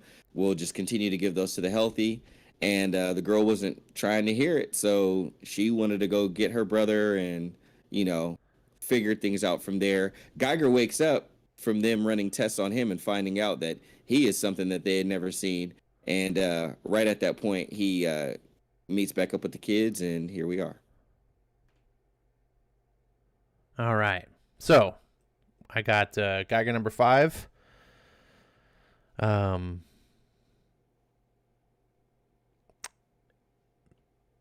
you want to how do you want to do this? We can do it just as we did before. So we'll start with the first scene. We've got some people on the outside kind of discussing a little bit about like who this character Geiger is, and what they've seen from him, and glowing sticks and beating up people and all that stuff. But then when we go over to that, we see that he is laid out on the ground. He kind of wakes up, and his dog is there with him, and they start chasing after one of the vans, the campers that had attacked them. Actually, that's one of the scenes right there. Ash, how did you feel just about the start and kind of the tale being told about the mysterious Geiger? About the beginning, it's interesting because this is kind of where issue number 1 started. And when you start reading issue number 1, you have no idea what's going on. You're introduced to these characters, and you don't know. They're sitting around a campfire, and they're basically talking about this legendary guy or whatever, or one of them's kind of like telling the other a story, like, and so we cutting back to this, and it feels like this whole comic is this story that's being told. So everything that we're actually witnessing, actual Geiger, is like almost like the flashback stuff. It's the story of this man with the eye patch. So it's kind of cool because it gives you a little bit of a quick synopsis. If you just jumped in on this issue, it would help you to feel comfortable with where the story is. It's just Jeff Johns knowing how to tell comics and understanding the medium he's in. And we left off on the previous issue with the pirate guys like left him for dead. And we all know that superheroes don't die that easy. So yeah, go ahead. Indeed. So we're at the point where those kind of troopers have the kids surrounded, and they're asking what's in the bag, and the boy kind of gives it up that it's a football, and they're like, "What?" And the guys find out that, of course, it is the nuclear football. So they are going to take it and the kids back to base. We jump back over to Geiger, and his dog Barney, two-headed dog, gets zapped. He turns around, to spring into attack mode, but it's too late. Catches the butt of a rifle straight to his dome piece, knocks him out. And I'll kind of incorporate this one into it too. So from that scene, we got the current big bad, the Mad King, roaming around the desert. They're looking for Geiger because the king wants his revenge on Geiger. And they just come upon a guy who's kind of one of the people that gets mutated from all of the different radiation that's out there and whatnot. But X marks the spot, and the king is trying. The king gets a little bit of information on the glowing man, and that something was found. It's a map, so they kind of know where the kids will be headed, and likely Geiger will be there too. They don't know which one it is, but all the king knows is that he's got some information to kind of lead him in a certain direction.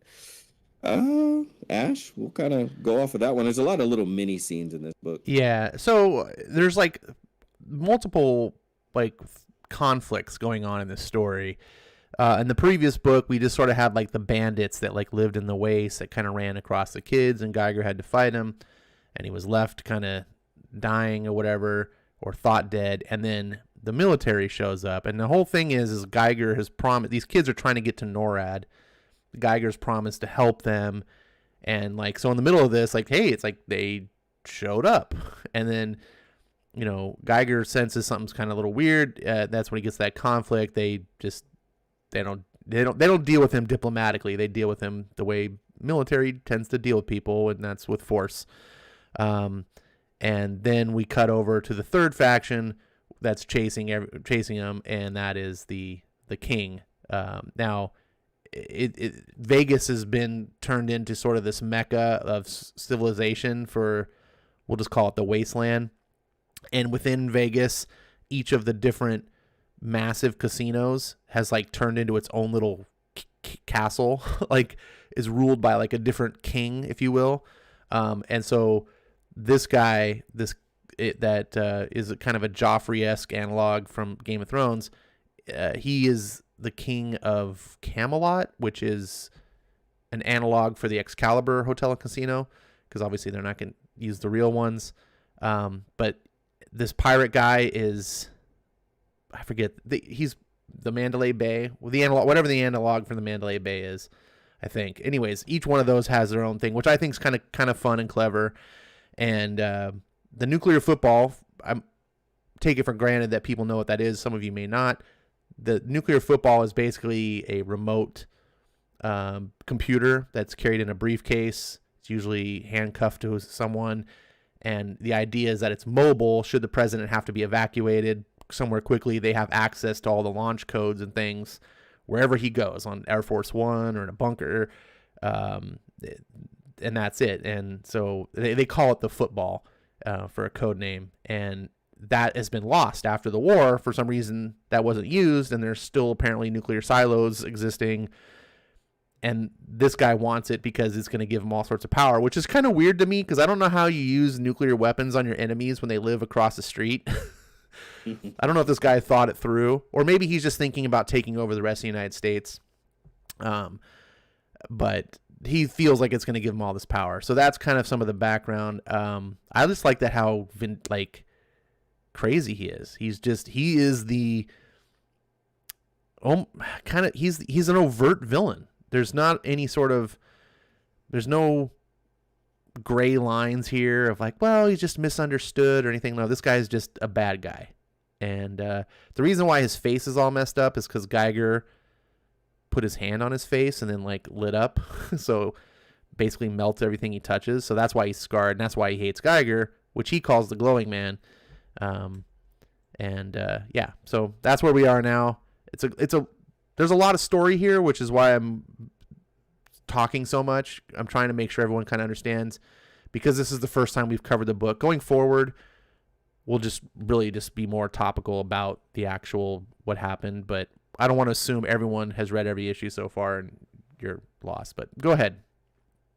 Fair enough. And as they get close to the spot, the young boy is just telling his sister, that he's got some chills, and he's not completely feeling well, and that he misses.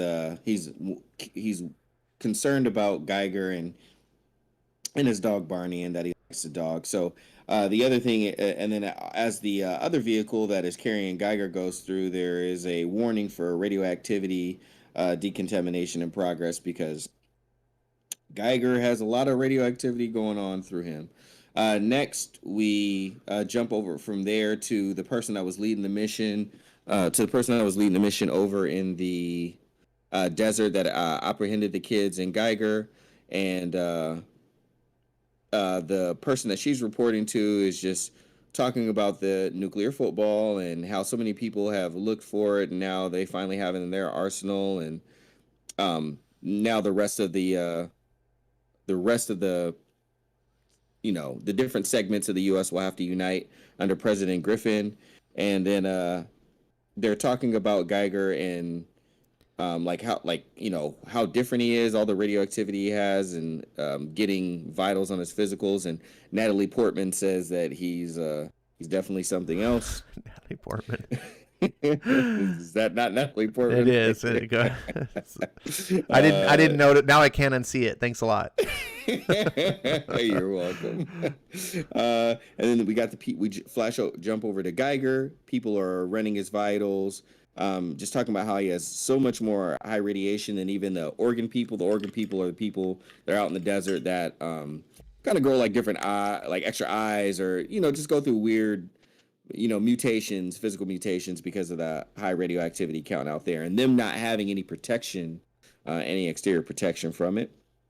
People are talking about how it's fascinating. He's such a fascinating specimen, and notice the rods that he has, his like nightsticks that he has in his back, and they're like, oh, what are these? Then we jump over to the kids. We got a lady kind of walking the kids around, showing them their school. One of the kids that are in the class just kind of introduces himself, talks to Haley, who is just a girl, and it's just like, hey, we should play later. We'll play some games or whatever. Being very friendly. But the young girl, Haley, asks, where Geiger is, where's Tarek? And as they're walking away, the boy says, "Good luck," but he's got his fingers crossed behind his back, little jerk. We go back over to Geiger, and these dudes are trying to pull his nightsticks out of the holsters in his back, and they finally get two loose. And on the second one, which is the last one, but so far about that, Ash, how did you feel about those kind of little mini scenes? Yeah, there's quite a few cuts here. Let's see. Let's go back to one of the things I liked was they introduced this old guy is actually the vice president of the United States. So up until this point, all you know is that like America's this desert wasteland. There's a little bit of surviving in Vegas, but America's pretty much a wasteland as far as you're aware. And you know that these kids were trying to get to NORAD because that's where their mom told them to go, but you didn't know what you were going to find. And this book kind of had a little bit of a Walking Dead feel, not in the sense of zombies naturally, but just sort of the sense of like desolation and like apocalypse, just and how much of humanity's left. And so when they came to NORAD and found it intact and there's actually a functioning military, the vice president is there, you're like, oh, there's like civilization still going on. Okay, interesting. And this is part of the world building that I was finding fascinating because I like to just know, like there's missing pieces of the puzzle that start to come in. And I like how they're talking about Geiger here, and just again more of the world building, how they mention how his rads are 100 times more than normal people. I love that the science of this book is more of like the 60s science where radiation mutated you, which we all know that you don't actually grow a third eye if you get radiation exposure. But that's not fun. Like your organs fail and you die a horrible death. That doesn't make for fun comics. Getting mutations where you grow arms and eyeballs, like that makes for fun comics in my opinion. So the idea of that is comic books, of course, where radioactive spiders can give you superpowers. The idea of how Geiger works and these basically these control rods that were created for him. I love how when they're removed, his powers are basically always on. The control rods turn them off. That's a kind of a neat thing. It'd be almost like if Superman had to carry kryptonite around in order to be Clark Kent or something. Like, anyways, I like how at this point in time, you're just like, oh, there's civilization and there's people and there's other kids. And you're like, okay, this is interesting. Where's this going to go? Because it feels like happily ever after. Like you're in a safe spot. But of course, true to comic tropes and just storytelling tropes, like things are too good. What is it? Too good to be true. And you get this foreshadowing at the end with the kid who's just like, oh yeah, I'm gonna introduce you to all my friends, and then he's just like crossing his fingers. You're like, oh, something is not well here, And you've seen this before in other stories. This isn't like the first time this is done, but it's a trope for a reason. Like it works, and so where do we go from here? And then the next scene is back to Geiger, and they decide to pull the control rods, which release his powers just turn back on, and he's pretty much a scary sight. If you saw that, you'd probably shit yourself. I know I would. Yeah, that's each page is like a hook. You're just like, oh, where's and he knows, and then he cuts to a different scene. Here you were like, what's going on with the kids, and then boom, over to Geiger, and then all's not well in Eden. And this is where things are starting to unravel. Skip? Unravel they do. We have Haley, the girl, just finished getting examined, so she's up there on the bed. Some food is brought into her, and she hasn't eaten in a long time. So burgers and fries, she's munching down. She's all about it.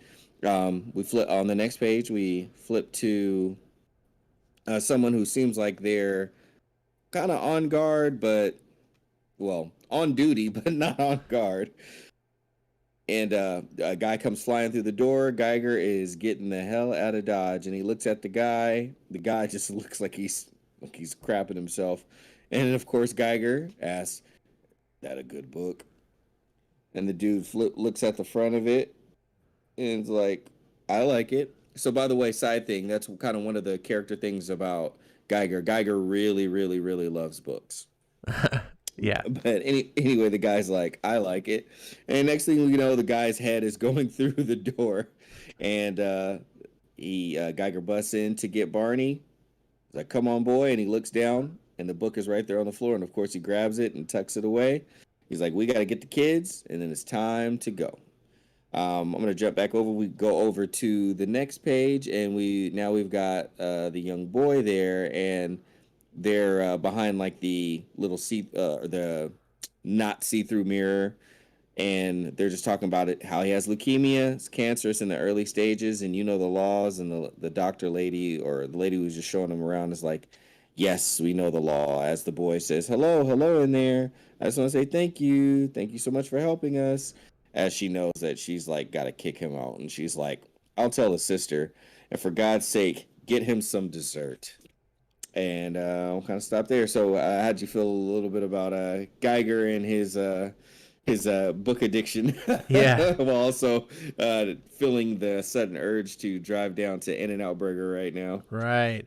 I do like quirks like that when they do little quirks like that on characters. It just adds a little flavor to their personality.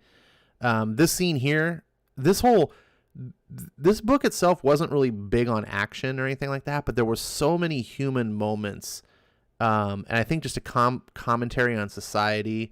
I love this scene with this kid, and he's just, I mean, imagine he's grown up in hell. His mom was basically a slave to King Joffrey, you know, and she's now dead.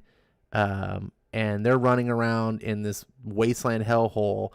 And he finally, this is like, he's probably never seen a burger in his life. Like, you know, and this is like heaven to him. He's just like, oh my God. It's like the first time he can feel at peace at all. And he's just, this is like heaven for him. We cut over. Geiger's just, he's more aware to the all's not well here type thing. And, you know, they got his dog under lock and key, so he's going to break the dog out. I guess talked about the quirk of the book. I think that's a really cool trait. I love Barney. And we cut back to the kid, and I just love this first, man, Gary Frank. I know a lot of people love Gary Frank, and rightly so. He's a great artist. I'm not I like Gary Frank. He's definitely a top tier artist. Not one of my favorites for various reasons, but this page was make me stop and do the what is it, the Shia LaBeouf clap, you know, it's just or no, the famous, what is it, the Citizen Kane? No, the Great Gatsby, the Great Gatsby meme with Leonardo DiCaprio just like nodding his head and clapping. This is primo here. The art sells it. I mean, look in that first panel, the kid and his reflection. He's just euphoric, enjoying every mouthful of that burger. By the way, that's how I am every time I eat In-N-Out. And then the next panel, contrasting it with the horror, and you can see in the woman when they're talking about leukemia, and then the next panel, her face. This is important because these people are not demons, right? They're not just like, oh, screw him.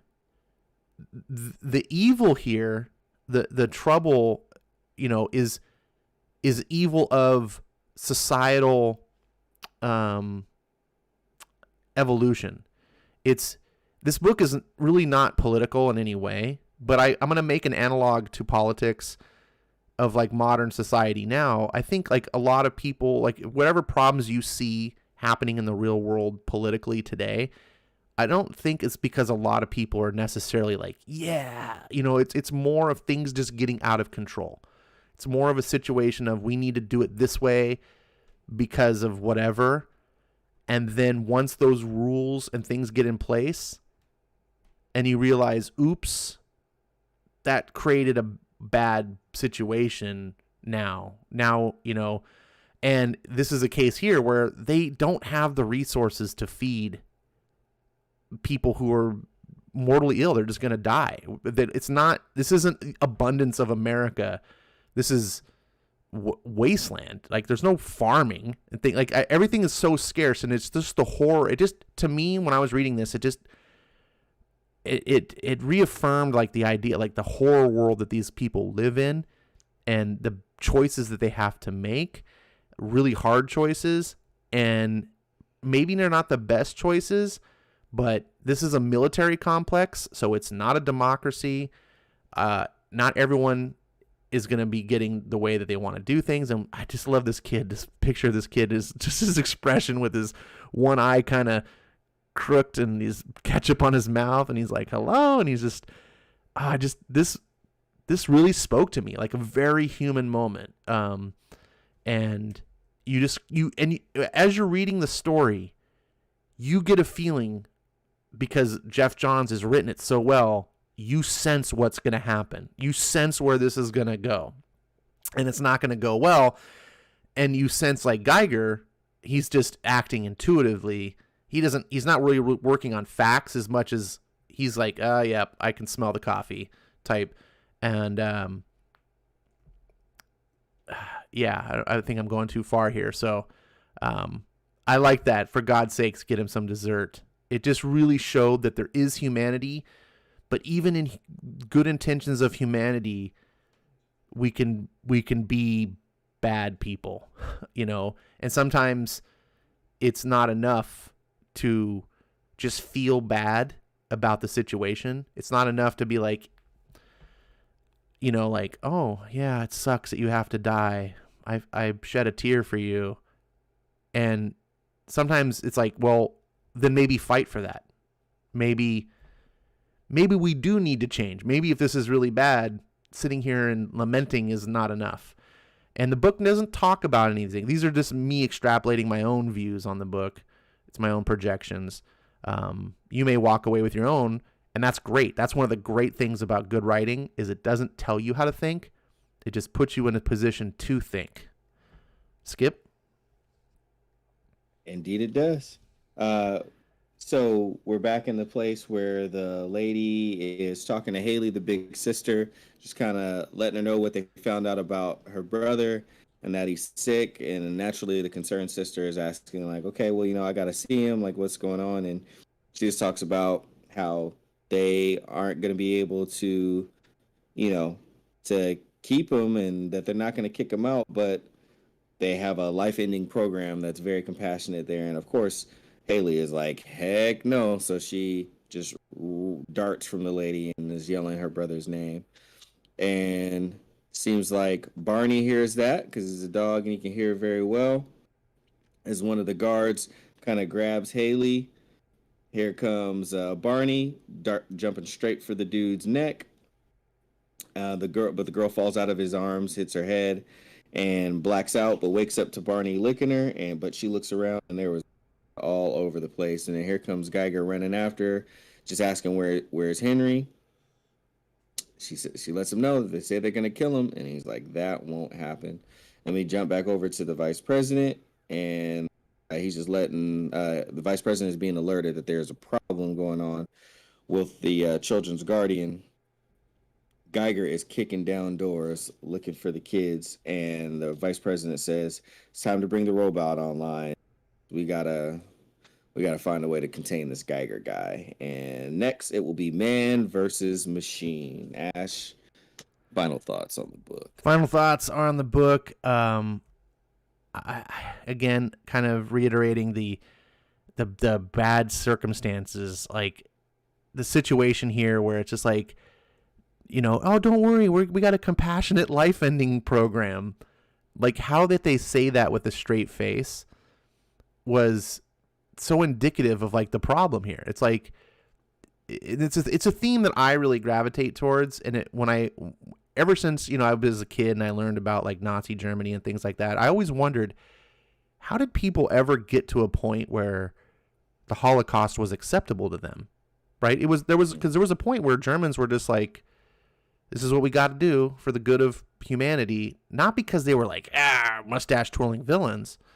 And it's like that too. I think these people are so just off kilter. Like, no, don't worry. It's okay. I mean, your brother has to die, but you're here. Like, and it's that sort of out of touch, like, so many dystopian stories. I don't know if you've ever seen like Logan's Run, which is a story about how everyone at age 25, you have to submit yourself to execution. No one's allowed to live past 25. That's just like their utopian society, which is all fine and dandy until you hit 25, and then you go, I don't want to die. And it's that kind of detached, unempathetic world where it's like, I don't really care what happens to other people. It's for their own good. It's like, yeah, well, that's fine because you're not having to live it. And this girl, she can't accept it. That's her brother. And I don't know. There's a lot more I could be talking about this. We don't have time for the show, but I like this scene here. I'm not 100% sure what happens. She blacks out, and then she wakes up, and there's like blood stains on the wall. But was that from Barney? Like, did he? Yeah, that was Barney. Just tear people apart. Well, mostly it was that one guard. Unless more came, which more could have come in support, but he at least got to that one guard, and if any others came, they met the same fate. Because there's like a lot of different handprints on the wall, and I don't see any bodies. And I was like, oh, like, okay. Yeah, and I liked this other scene here where, she says to Geiger, they're going to kill him, and he just says, that won't happen. It's a major turning point for this series so far, because up to this point, Geiger has been a very detached, like, you're not my problem. He's not a hero, right? He's sole existence was to protect his family, and that ended up really tragically. And these kids are sort of making him care again. Like, they're sort of his catalyst, his reason for being. And so for him to make that statement, instead of just like, before he wasn't even wanting to take him to NORAD, now he's like, this is the fatherly instincts of like, that's not going to happen. And he won't stand for it. And then finally, at the very end, we see, oh, there's going to be some sort of big, physical robot death machine. And so we're going to finally put Geiger to some sort of physical contest. We're going to see what are his powers capable of. And that'll be the end of the first Geiger arc. What is your thoughts on this whole book? Yeah, I've been enjoying it, all along the way. Of course, I definitely am, because I got to issue 5. And, to see him go from, like, how he got his powers and why it's cool to see. I mean, it's so, like, a guy just glowing. He does look like a glow stick. It looks cool, like a glowing skeleton. Of course, especially with the chest piece. I like his weapons. I like the fact that he's a family man, and unfortunately, with the disturbing discovery that his family had perished in the bunker, all he's got left is his dog. But to come upon these children and, because of the circumstances, start to bond with them. Like it's been very organic, and yeah, maybe it's not the most original story of the world. I also don't think it's, like such a common story either, but I know Jeff Johns, and I like Jeff Johns, and he's given me all the Jeff Johns stuff, but with brand new people, just not established characters. And Gary Frank, I do like Gary Frank. He's not like in my top 5 artists, but I do like his stuff. He is a professional. Like, his renders come out, really well, and him and Jeff Johns work well together. So I've just, continued to enjoy it. They don't give me any reason to not enjoy the story. And I look forward to every issue. It's not just like, oh, okay, Geiger's gonna come in, I'm gonna pick it up, I'll read it.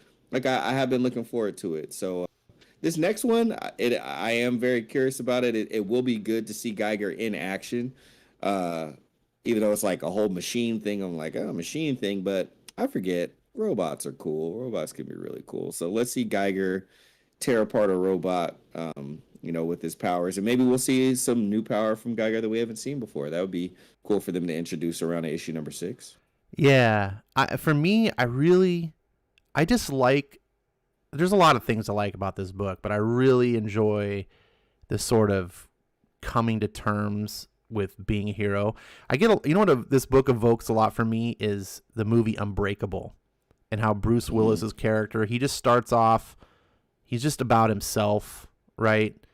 And it's not until the end and in his journey that he has with his kid, and finally coming to the end of like he's going to be a better father and a better person, and being along on that journey with him. This kind of way with Geiger, it's like when he made that comment to me, I was just like inside, like, yeah, like that's not going to happen. I was like, Jeff Johns understands heroes. I think that's one of the reasons I got so into DC Comics under his vision, and especially the books that he writes himself. Just that standing for people who can't stand for themselves, putting yourself at risk, making sacrifices for others. These are themes that I really gravitate towards, and the father figure, even though he's not the actual father of these kids, he's in a position like that, and those instincts are kicking in, and he is a father, and he's written as much like I want to see in comics is that ideal, like he's being what we should be. So many comics today focus on the imperfections of characters, you know, like, oh, look, they're broken this way and that way, and look, they're just like us and maybe even worse. And it's like there's room for stories like that, but one of the reasons I love comics is reading about people better than me, people I can aspire to be, and admire what they do. So I'm really this book was like, yes, Jeff, this is what I love about you. So I'm very excited, and I'm biases admitted, I am huge into like the wasteland sort of Mad Max style. I was a major fan of the Fallout video games. In fact, the video games that those were inspired by, which was called Wasteland back in the 80s, one of my all-time favorite games. All that sort of stuff. I love that. Mutated animals and people and stuff. It's just that this whole genre is right up my alley. So it's just a win-win for me. Absolutely, man. It's a great book. Where do you think it's going to go? That's what I'm the most curious of. I'm not entirely sure. We only have met one of the, so to speak, bads or big bads, the Mad King. And I'm not quite sure yet what it is that Geiger is going to, like, we know how he's offended the current king, with the, disfiguring his face. But I don't know what it's going to be about the other, the other big bad people that Geiger is going to threaten that's going to bring them in on it. I mean, if anything, I could imagine meeting some of the other ones and them not liking the king anyway. And, possibly assisting Geiger in some way of, ridding themselves of him. But, at some point in time, I don't even know what's going to happen with the children. I don't believe that they'll be with him for the entire time. I think there will be a part where they kind of break off, and likely they'll come back, later in the story and help. But with this, I'm, in most cases, I can kind of get an idea of where I think things are going to go. But with Geiger, he like you said, he's trying to accept the fact that he could be heroic, but for the most part, he's minus these kids, he still just kind of wants to be left alone. So I don't know, they're gonna have to go into it, but this series very much reminds me of Fist of the North Star, and kind of the Lone Ranger guy that has this ability or super skilled, and he just kind of in this desolate land, he kind of just keeps coming across crews or people that for one reason or another he is in their way of something, and he just kind of has to deal with each one as they come. And I think it's going to be a lot of that. But what do you think it's going to be? Wow, it's really tough to say. I feel like this 6-issue arc is sort of just establishing who Geiger is and putting that motive into him so that we can believe what he does. One of the things I feel very strongly about heroes is that real heroes don't want to be heroes.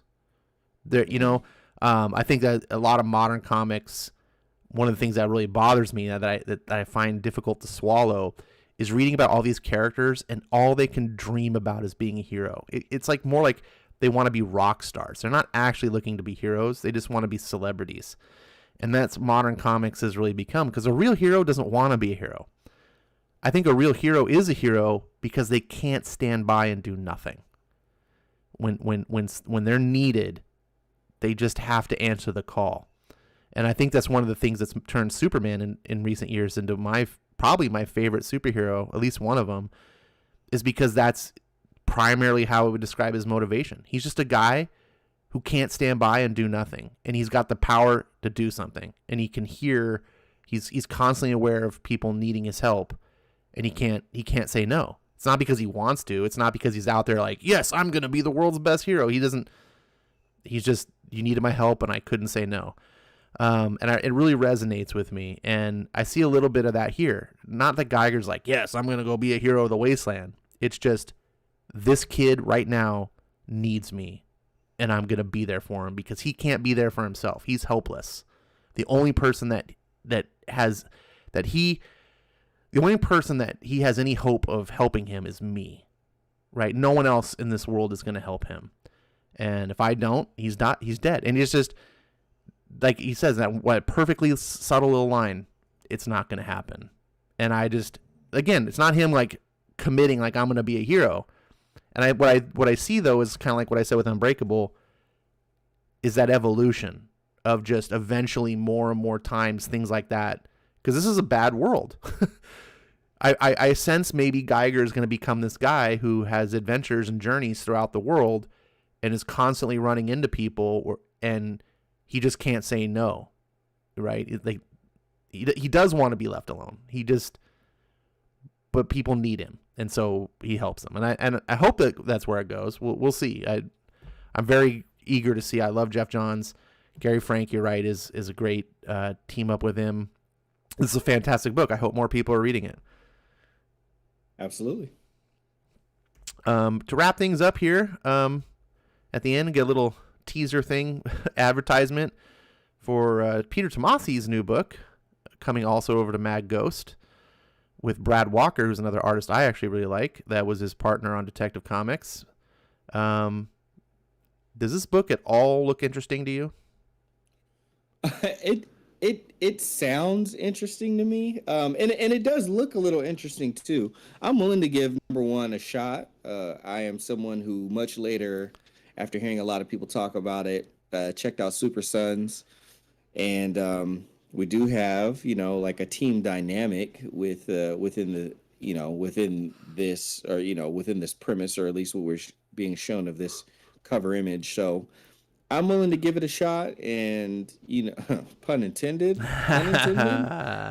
to see, if maybe I'll take a liking to it. Like there is a disconnect between the premise and this. And I don't know what the disconnect is. Maybe if the name was better, I guess, Snipe and Slug. But I don't like the name either. Yeah, it doesn't exactly jump out. But I can bypass the name, knowing the quality of the writer and the artist. The vision itself, looks good. Her being tiny, of course, I have a question about that, because anytime there's someone that's tiny, I'm just like, against a big person, it just always look odd because it's supposed to. So we'll see. I'm definitely going to give it a shot. But what about you? Well, I saw this and I like face palmed. And then this ad has been going on for months. But I first saw this, I was like, I hate the name, I hate the concept, everything about it. But I do love Peter Tomasi quite a bit, and Brad Walker was great when he partnered up with him on Detective Comics. And so I'm like, the creative team's good. And then I thought, there's how many other times have I thought like that, like Hawkman, where I was just like,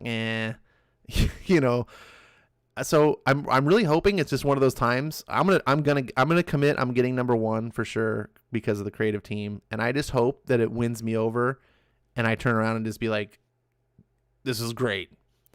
But everything about it on the surface, I just go, really? Okay. So But yeah, Peter Tomasi is absolutely. I love what he does. He's a great writer. So maybe he will knock my socks off, and I really hope that he does. So here's hoping.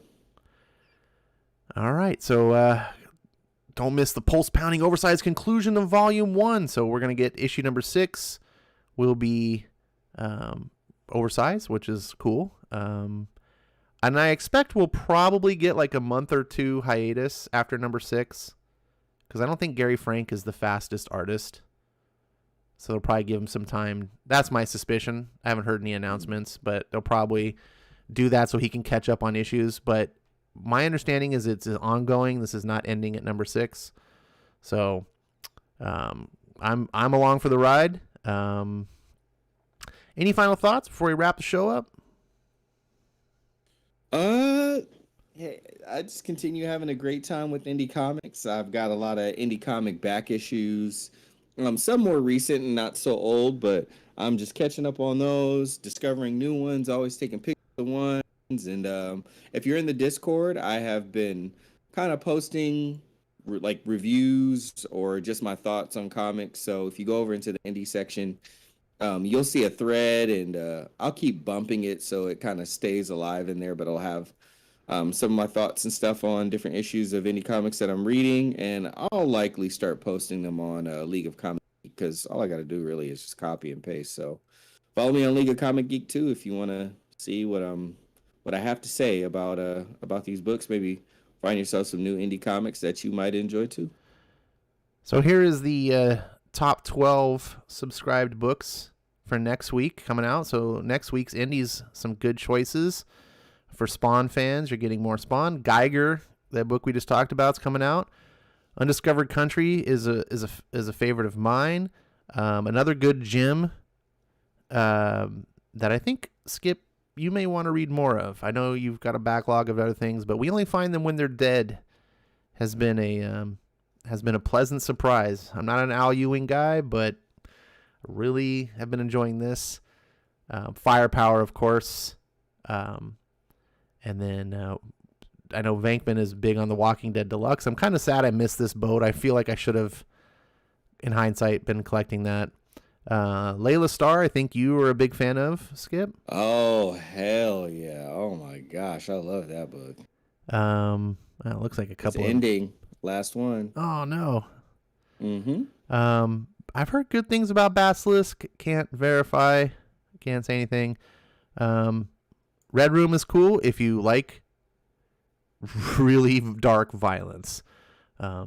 It's about as dark and violent as I've read, if anything, in maybe ever in comics. But and what's this? The Lot number 3? I thought that was only a 2-issue series. Well, we thought it was a 3-issue series, but issue number 4 is coming out, so I guess it's going to be a little longer. It looks like it might be 4 or 5. All right. So next week looks like a good week for comic books. So go out there and read good comics, support indies, even if you're a big 2 guy or gal, or other. Find indie books, man. Don't let your entire hobby, your entire interest just be on mainstream. There's really great stuff to find, and before you know it, you may realize that these are a lot better than the mainstream books that got you hooked on comics. We're gonna go ahead and close the show up, and thank you guys all for joining us and listening in. Thanks for everyone that chose to participate in the comments live, and great to see you guys here. Please don't hesitate to leave comments if you're watching after the show, and participate on Discord. Information on how to do so is listed in the comments below on the YouTube. And Skip and I are both there, and we'd love to see you. And we will talk to you soon. Skip, go ahead and say the goodbyes, and that'll be it. I'm going to take a little more time to say the goodbyes, to buy Ash some time. So goodbye, Ash, some time. Thanks for coming out. God bless you. Good night.